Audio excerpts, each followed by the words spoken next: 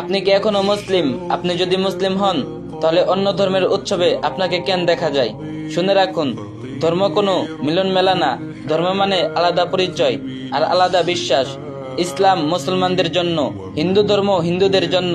মুসলমানদের ঈদে কখনো হিন্দুরা আসে না, তাহলে মুসলমানরা কেন তাদের পূজা যাবে? এটা শুধু দ্বিচারিতা না, বরং ইমানের জন্য ভয়ঙ্কর হুমকি। ইসলামে স্পষ্ট হুমকি আছে, যে কুফরীদের সাথে তাদের ধর্মীয় উৎসব পালন করবে, সে তাদের অন্তর্ভুক্তপন্ন হবে।